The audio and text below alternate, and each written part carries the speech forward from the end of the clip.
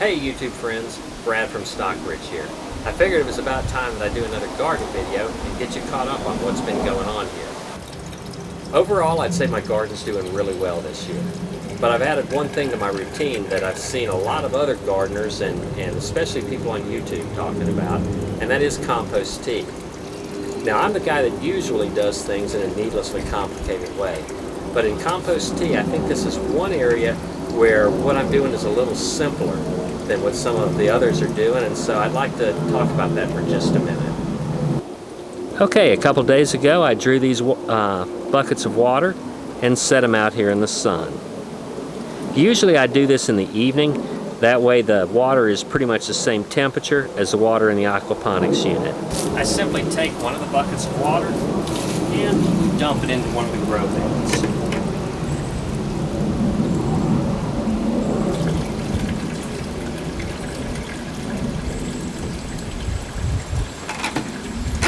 When the siphon catches, this water drains down into the fish tank.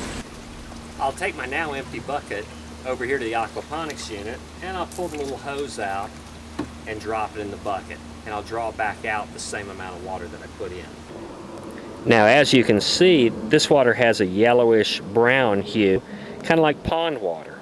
Periodically pulling off water and adding pure water to the unit I think helps. That way if something gets a little bit out of balance before your fish or your plants die or you kill your bacteria, you've flushed the problem out of your unit. Behind my house, nestled behind this volunteer pumpkin plant, I've got 4 Rubbermaid containers that I've got some red wigglers in. I add my kitchen compost to them at the end of each week. All I do is go into the Rubbermaid container and I'll grab a shovel full of the castings, worms and all, and dump it into this bit of water. There we go. And you can see there's usually some worms in there. I make no effort to separate out the worms. Just into the water it goes. Then I take my garden shovel and I just give the buckets a good stir.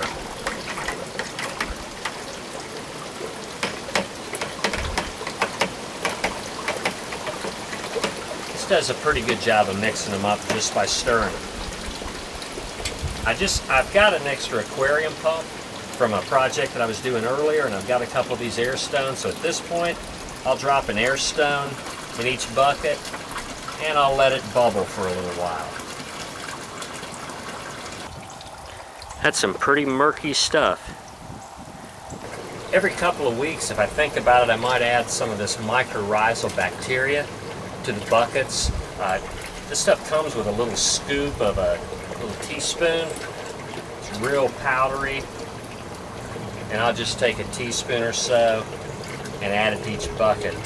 They say that this bacteria is like hair extension for plant roots, that it goes down into the soil and it actually builds a little bridge from the nutrients up into the plant roots. So, good stuff to have for your plants. This is the point where I generally walk away and find something else to do for about a half hour. I know some of you guys and gals mix some molasses with your compost tea, or you've got your other secret ingredients, so no problem. If you wanted to add them, this would be a good time to do that. Okay, time's up. Let's grab a solo cup and a bucket and head out to the garden. If you saw my last video, I was talking about the fact that I didn't get my tomato seeds started, and I just had to start from seeds. In fact, I was shown sitting in front of these 6-inch tall tomato plants. These are those plants today, about a month later. Now I'm out here in the garden with my bucket. If it looks like it's starting to settle out a little bit, I just take my garden shovel, give it a quick stir, and then I just take a solo cup, dip out a cup, and pour about half a cup on each one of the self-watering buckets.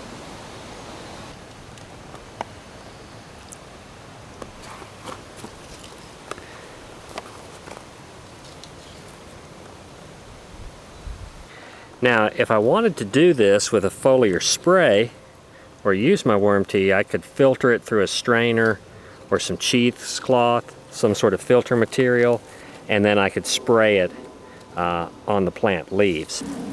What this method does is you're adding compost tea, but you're often adding a few grains of worm castings and occasionally even a little worm.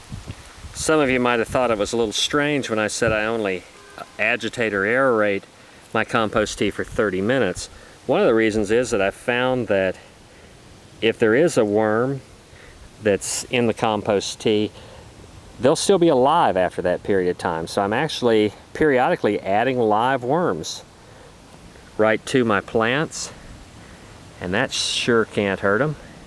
For those of you who watched my video on how I build these self-watering buckets, you might have remembered one of the last steps was to add a covering of plastic to the buckets. The idea with the plastic is that would keep weeds from germinating in the buckets, and it would also prevent a lot of water evaporation.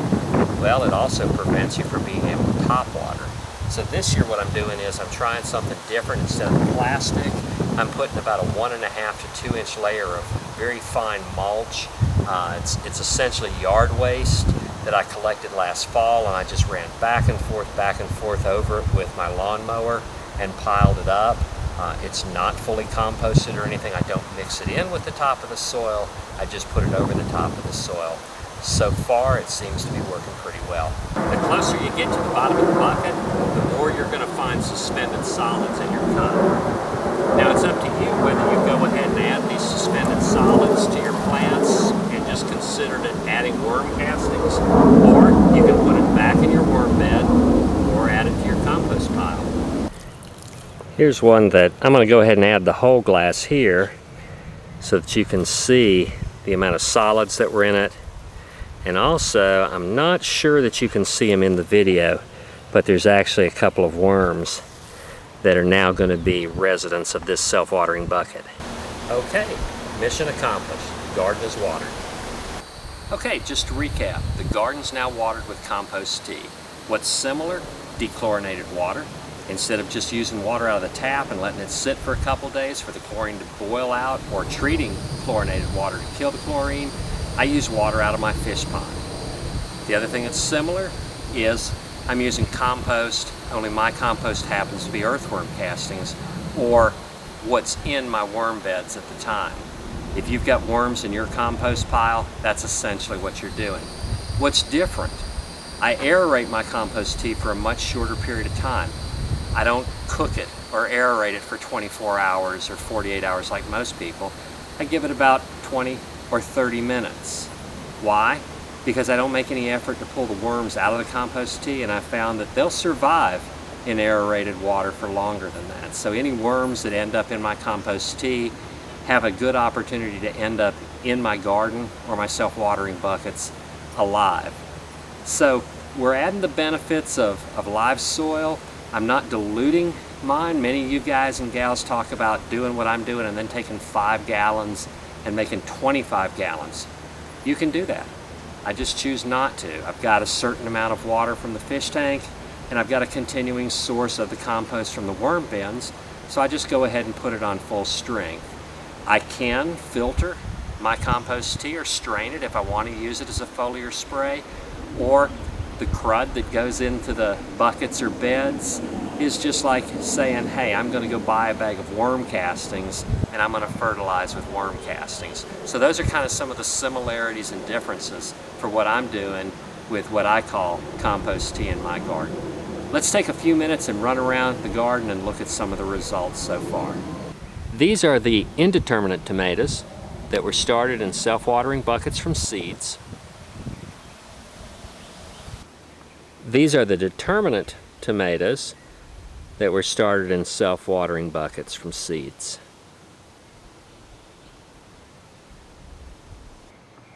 These are indeterminate tomatoes. They were transplanted from thinnings into the buckets that I'd originally planted peas. And you can see I still have that last batch of peas up there to be harvested out, but the tomatoes are actually on the other side of the bucket. They're both growing in the bucket at the same time. This is a sweet banana pepper that I planted from a plant start that I bought at one of the big box stores. And I've already had 6 or 8 peppers off of it, and I've got some more that are ready to come off right now. This is a jalapeno that I have cozied up to my bucket of carrots. This was also a plant that I bought at a big box store. It's already got jalapenos on it.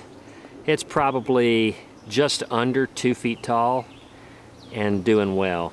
Here are the peppers that I started from seed. They grew to about 4 inches and then just kind of sat there. I thinned them out this last week. They've sort of doubled in size, but they are not really impressive. We'll see how they do as summer comes and as things heat up here in Georgia. These are my yellow squash.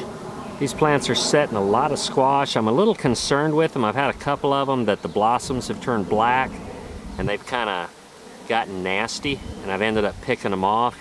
I went ahead and treated them with some spray that I had for tomato blossom end rot, but I sure could use some suggestions. You guys feel free to post in the comments if you know what that is and if you can suggest some treatment for that. And I got a few baby pickles getting started here on this cucumber.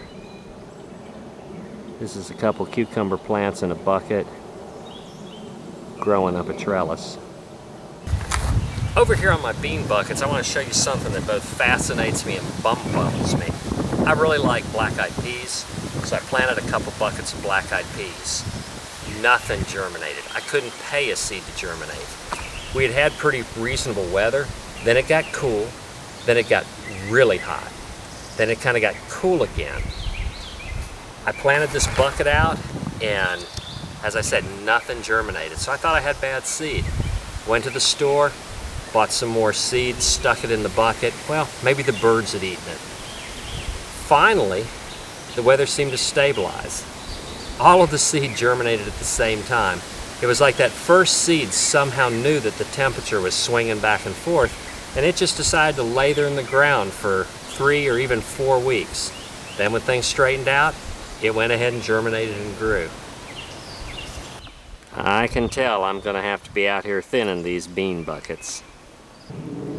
I had pretty much given up on spinach this year. I couldn't get spinach to grow to save my life. About the time I just sort of forgot about it, I've got these 2 buckets of spinach going. The first beans that I planted are starting to set beans on them. These are supposed to be pinto beans. We'll see. One of the good things about being a city boy is you don't know that you can't grow okra in buckets. Last year I had 5 or 6 okra plants in 5-gallon buckets that got as tall as I am, and every night we were out picking okra. My daughter and I love it, so I've got a couple of plants here and I need to get a couple more buckets of okra going. I just couldn't stand by and watch the little green worms eat my cabbage, so well, let's just say I kind of went non-organic with my cabbage. Looks like some of them are starting to come back. I don't know whether it was too little too late, but they are starting to head up, so hopefully we'll have cabbage really soon.